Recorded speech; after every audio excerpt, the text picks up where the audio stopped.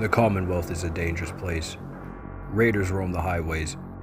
Super mutants stalk the ruins. And somewhere in the distance, a Geiger counter is always ticking.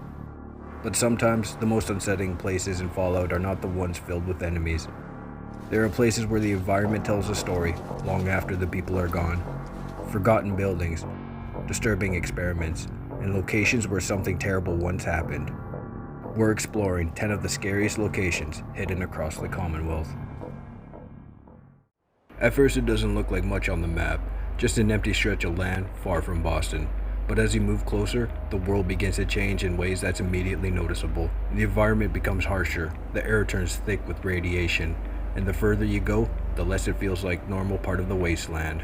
There are no towns here, no real settlements, just fractured terrain and twisted rock formations, and what remains of everything that was wiped out when the bombs fell directly in this region. Unlike other locations in the Commonwealth, the fear here doesn't come from scripted encounters or hidden enemies. It comes from isolation, from knowing that if something goes wrong, there's nowhere nearby that can help you. As you travel farther, deeper into the glowing sea, visibility drops, storms roll out without warning, and mutated creatures begin to appear in the distance. Death claws,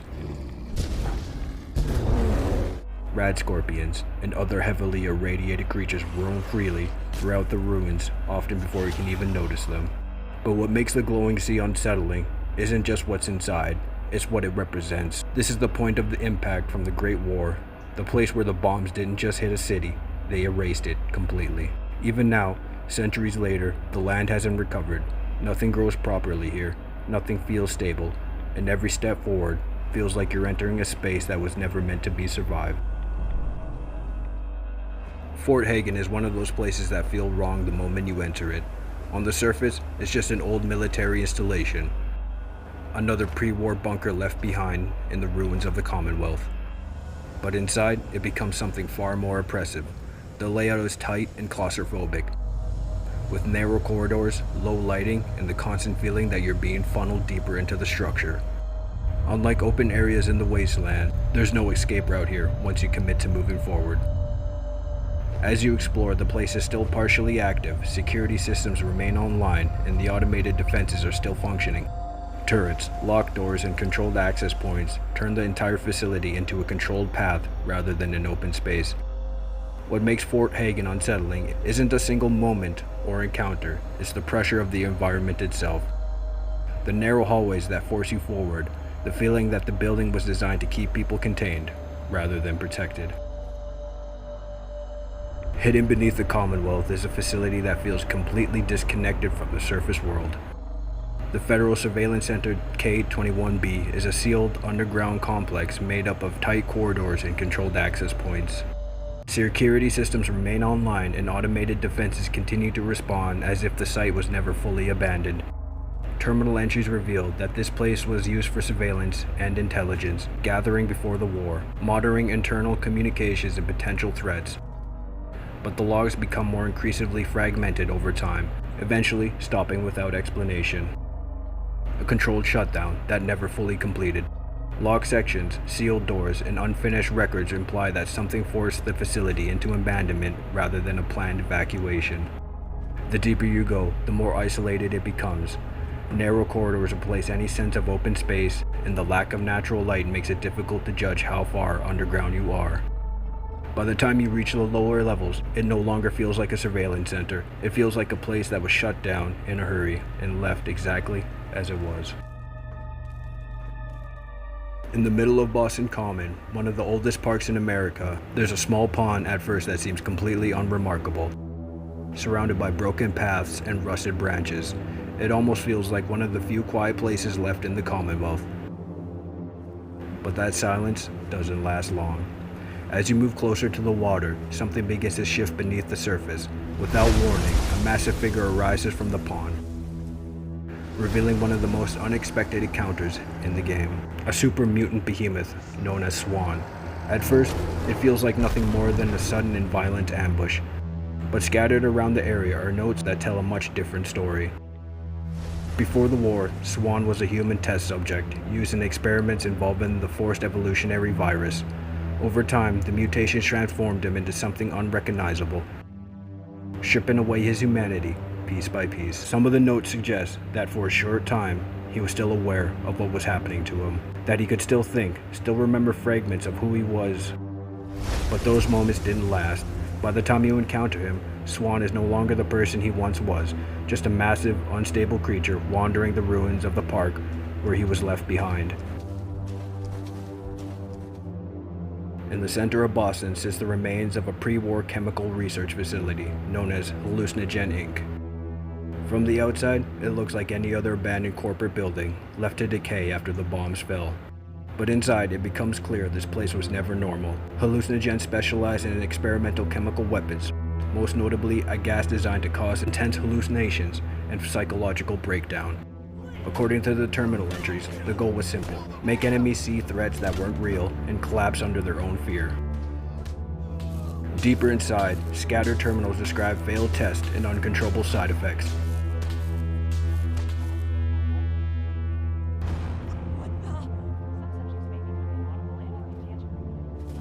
Subjects exposed to gas would experience paranoia, violent reactions, and other hallucinogens so strong they can no longer tell what was real.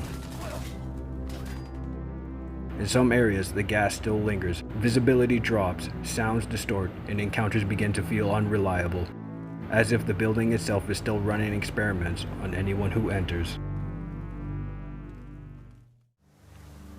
At first glance, Suffolk County Charter School looks like any other ruined building in the Commonwealth.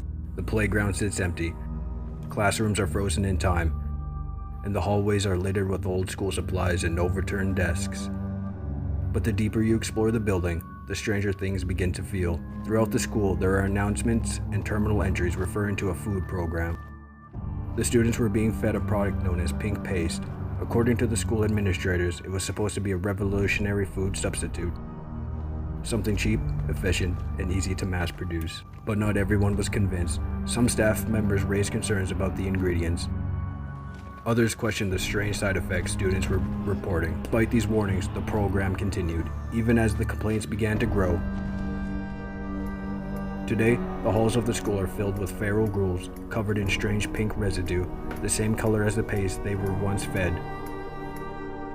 It's never directly confirmed that the paste caused their condition, but walking through the school today, the connection is hard to ignore. The cafeteria still sits in the center of the building, a quiet reminder that whatever experiment took place here, it didn't end well.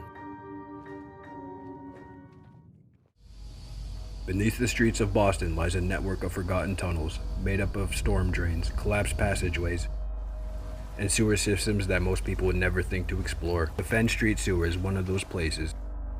It's easy to miss, just a manhole cover hidden near Diamond City. But beneath it is something far worse than just an underground ruin. At first, the sewer feels like any other. The corridors are dark, the ground is covered in standing water, and there's always the distant sound of something moving somewhere. Deeper in the tunnels, feral ghouls roam the area now, drawn in over time by the radiation and decay. As you move deeper inside, something begins to feel off. Skeletons start to appear along the walls, some slumped where they fell, others positioned in ways that don't feel natural. In certain areas, the remains are arranged deliberately. Nearby, there are markings carved or drawn along the walls, small chalk lines that seem to be counting something. The deeper you go, the clearer it becomes that none of this was random. It was planned. Long before the war, these tunnels were used by someone known as the Fenn's Phantom, a serial killer who operated beneath the city and used the sewer system as both a hiding place and a hunting ground. But he didn't just kill his victims, he displayed them, turning the tunnels into something far more disturbing than a simple crime scene. Scattered throughout the sewers are holotapes, each one addressed to the same person, a detective who had been tracking him. The recordings are calm, controlled, and almost personal, as if the killer knew exactly who would be listening. Hidden in the north end of Boston sits a small, unassuming building known as Pinkman Gallery. From the outside, it doesn't stand out much, just another structure in a ruined city.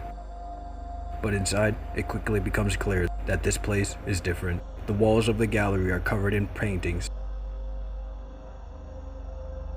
But these aren't ordinary works of art. Each one depicts a scene of extreme violence, raiders being tortured, bodies twisted in unnatural positions. At first, it's easy to assume this building is just another raider hideout, but as you move deeper inside, the pattern begins to shift.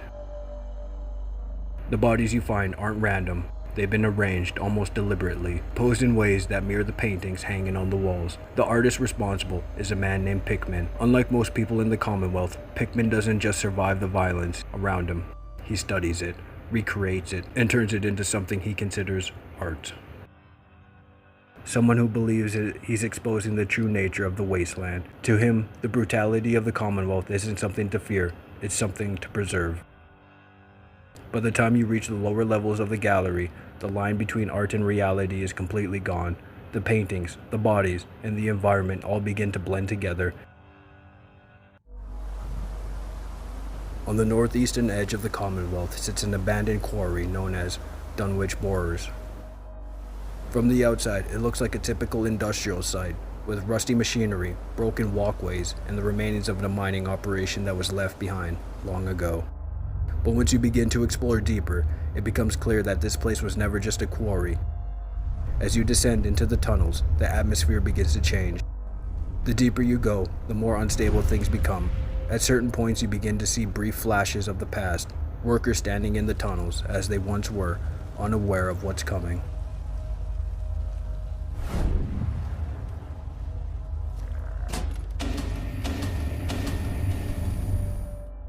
Further down, these visions grow more disturbing. Figures appear gathered in hidden chambers, surrounded by candles, taking part in something that feels more like a ritual than a mining operation.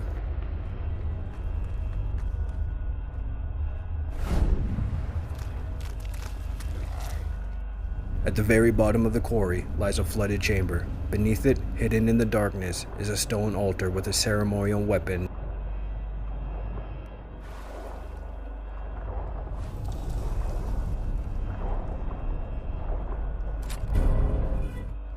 Whatever the miners uncovered here is never fully explained, but the deeper you go into Dunwich Borers, the more it feels like they were just digging into the earth.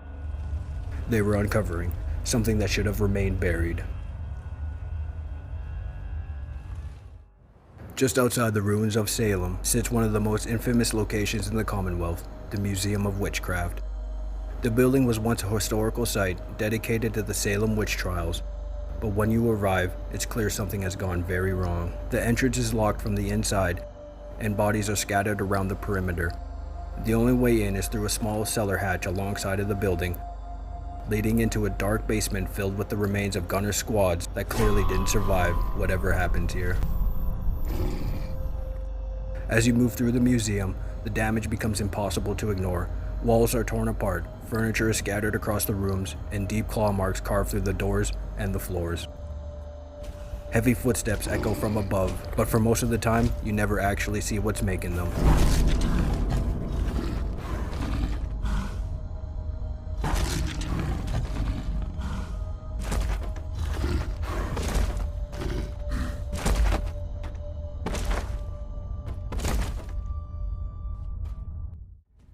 Holotapes left behind reveal what led to this.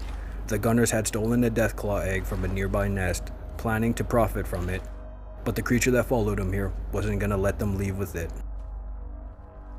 By the time you reach the upper levels of the museum, the building has become a trap. Tension builds with every step until finally, the source of the destruction reveals itself. A fully grown deathclaw waiting inside the museum, and by the time you find it, it's already been hunting you.